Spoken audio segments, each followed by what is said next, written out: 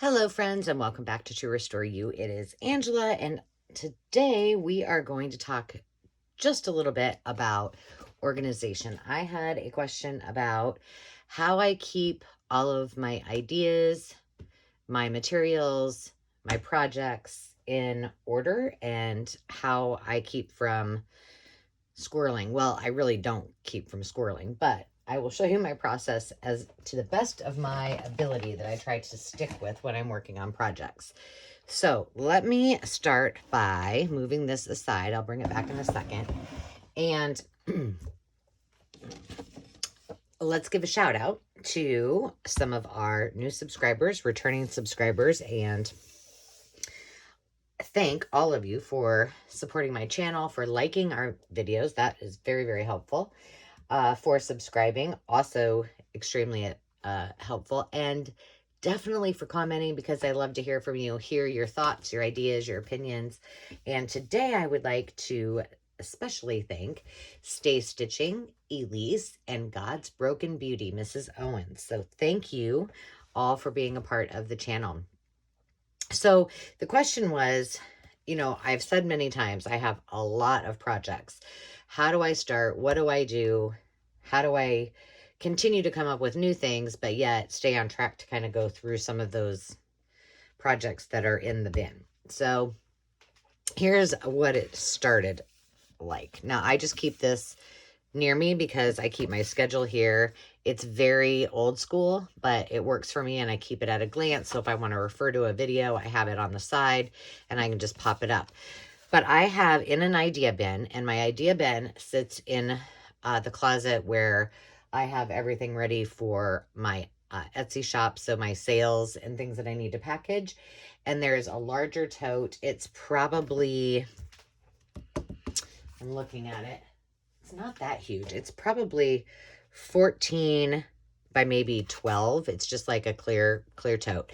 That is packed full of 29 different ideas that I have started to put the concept together.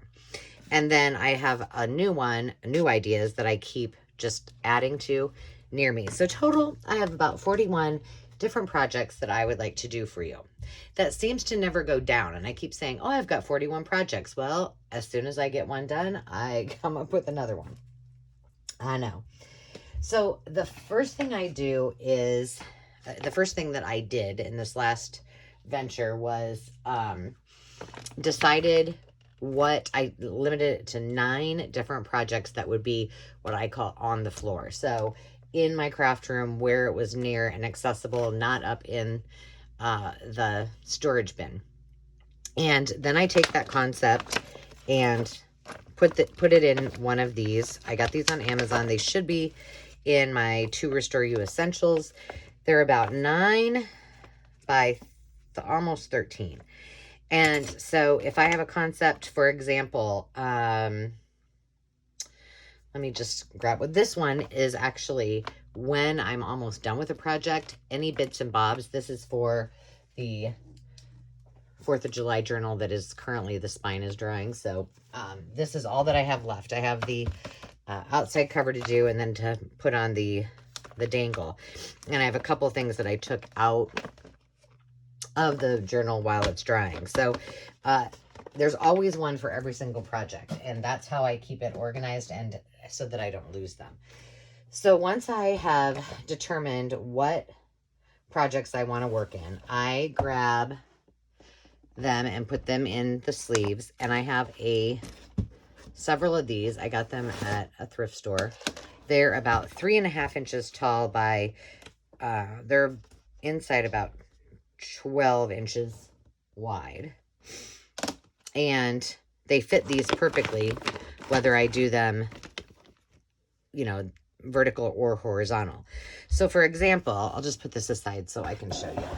I just pulled this out from my shelf. This is, it doesn't have a cover or anything, but this is the altered book that we had started working on, and I have not worked on in a long time. So I realized when I was looking for something else for a project, I needed to get that out and put it where I could see it, so that one of my videos, when the spirit moved me, I would work on it. And then I have them numbered. So these are the order in which I want to do the videos, because if I don't, I will just squirrel. So I have left in here, aside from my altered book, I have 1, 2, 3, 4, 5, 6, 7. I have 7 different projects in this bin, and each one of them have, except for one that's too big, but they just each have their own little sleeve, and it's that easy. It's all contained. I can keep it. I keep it on top of my, what do you call that thing? Guillotine. Yeah, chopper. And it's all kind of right there. So that is how I start.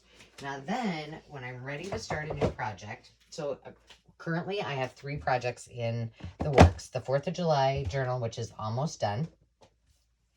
I have my fairy journal. And then I have a journal that I randomly started. I'll just show you. When I was at the acreage over the 4th of July. And it's just kind of a fun, I just created a cover, and it's going to be a really whimsical one, and everything is just kind of in here.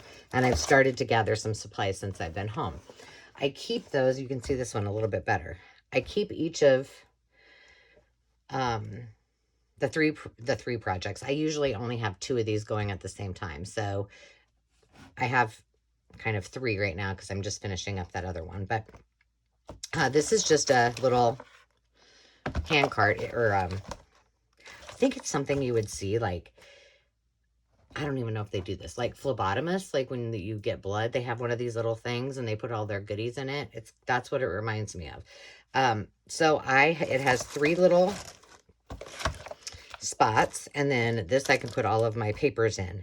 So I will have this one sitting just to the left of my workspace, and I have a L-shaped, if you've seen my craft room tour, an L-shaped counter. It's counter height, so I keep it over by the other bin, so it's, you know, kind of out of the way, and then I can spread out with the current project. So this will go next to the other bin that has my however many projects, I said 6 other projects in there.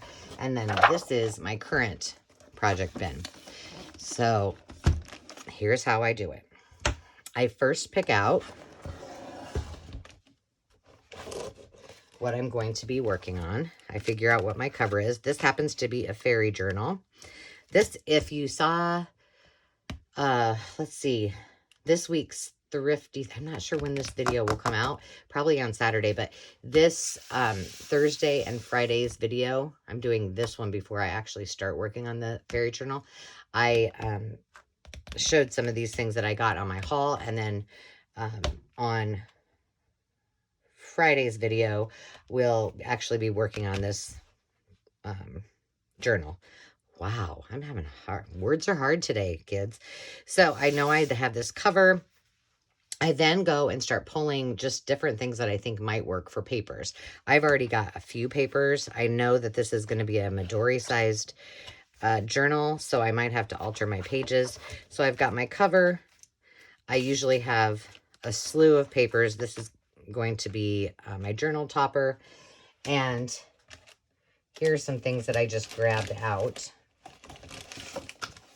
Things are going to start falling as I went through. And then I just start going through my craft room and kind of, I'm getting better at like really perusing each section of my craft room and saying, okay, you know, is there anything in my vintage wallpaper that I want? Are there any tabs that I need? Are there any ribbons or laces? And I go through those things before I get started. So I know that some of these things are, and I go through all my papers and say, and digitals, and say, you know, what might work. And then I add those to the bin. And for this one, I had a lot of fairy things already, so it was just a matter of me, you know, pulling them out and putting them into practice. So I have some stamps that I might use. I've got butterflies and dragonflies and fairies, so I put those in there. I've got some fabric that is all the, oh goodness, Oh my goodness, what's her name? Cecily. Cecily Mary Barker. There we go. So I have some fabric that I have thrown in there, and just there's some wallpaper that I had. Now I can pull this up here. These are individual. I got these, I don't know, from Shine or I don't know, my stationery pal, who knows, but they're individual little pieces like to make flowers. And I thought, they might make good fairy wings. I've got some tabs in here. I went and grabbed some of my, and some of these things I just grabbed because I want to be reminded that I want to try something. For example, I thought maybe I would bust out my resin, which I've been saying I was going to do, and make one of these little charms. I've got some little flowers. I've got a bunch of fairy charms. What else did I grab? Oh, I had a bunch of these colored pins in one of my little spots that I keep all my littles in, and I thought maybe I might use that. I grabbed out one of these. These are from, I think these are from Rach and Bella Crafts. So some of the times, oh, the other thing that I grabbed were, I want to make some kind of some kind of piece out of this. So I just stuck it in there. And then I go through all my ribbons and laces and grab things that I think might work. And then I go through all of my ephemera. I had some digital, so I had fussy cut a whole bunch of things.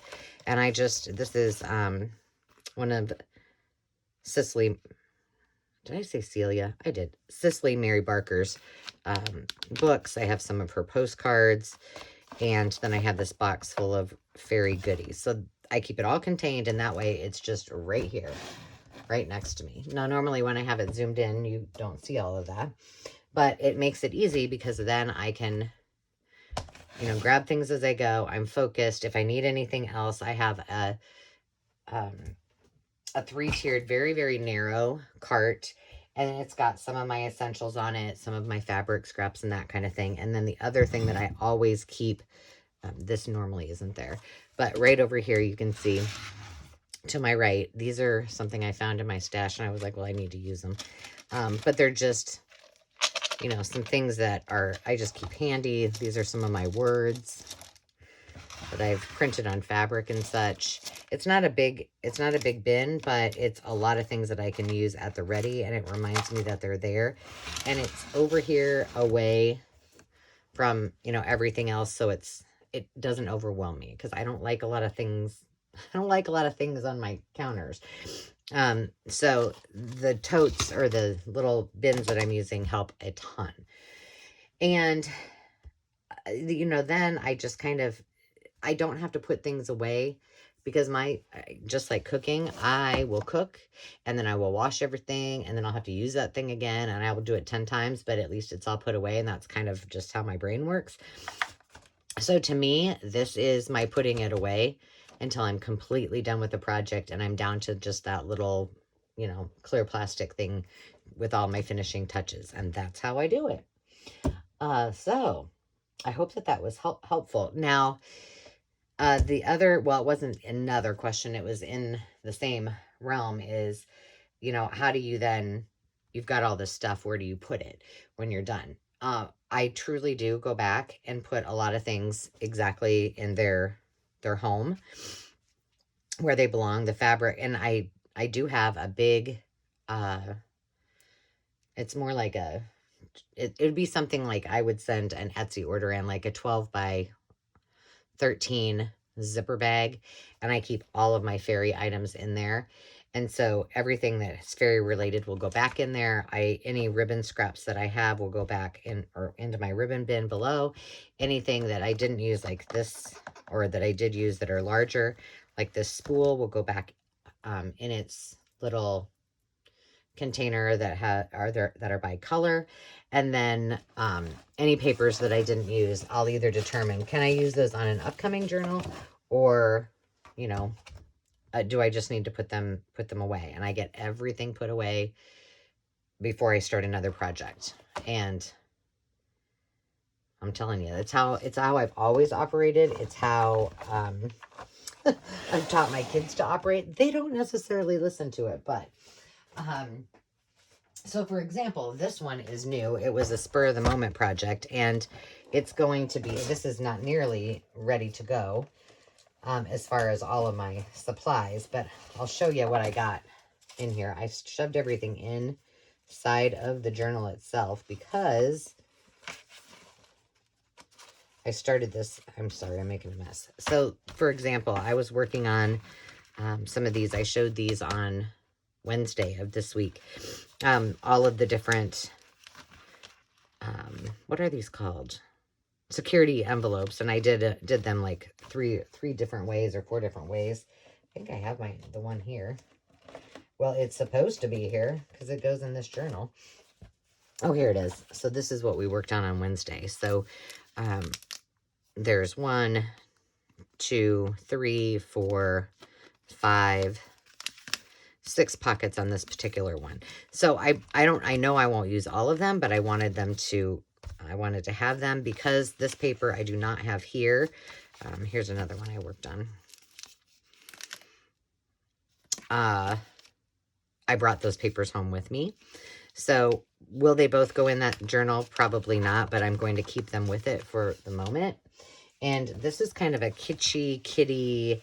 I've always wanted to do like a kind of 50s inspired kids journal, really bright colors. So I just created this. I don't know if this is a cereal box or a FedEx box. I left this, long. I'm going to sew it. And then I just, started grabbing some papers that I had there with me. So I still need to add some things. And I needed to go through and kind of figure out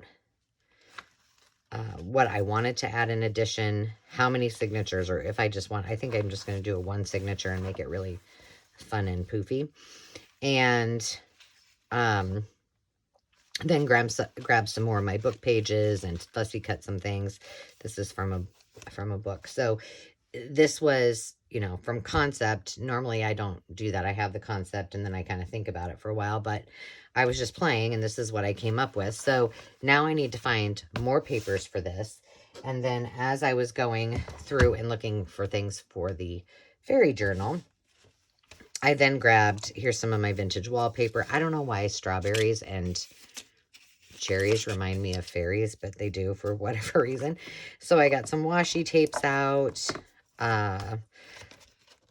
I found these, which I thought would be perfect for, the kind of kid elementary 50s-esque journal, and just a bunch of things that I already had made, pre-made things. I found those when I was looking for my tabs, and I thought, oh, they're bright colored. I'll just stick them in here.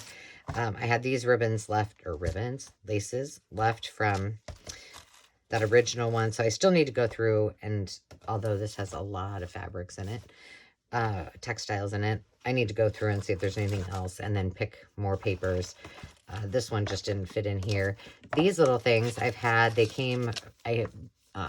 bought something and there was a whole bunch of these. They're supposed to be like page kits that you would use in a scrapbook, but I liked the colors and thought, well, maybe I'll use them in here.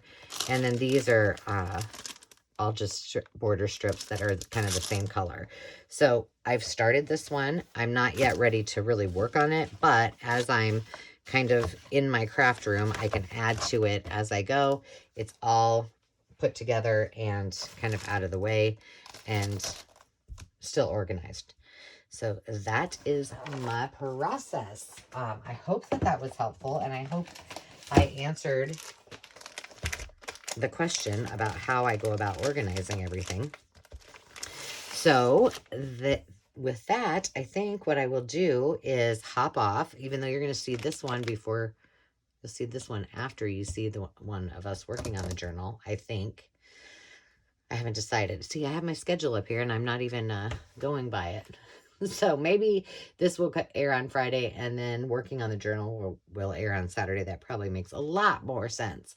But I'm on vacation. I'm just off of vacation brain, so still not quite 100%. So I hope you have a fantastic rest of the week, and I thank you again for watching and for hanging out.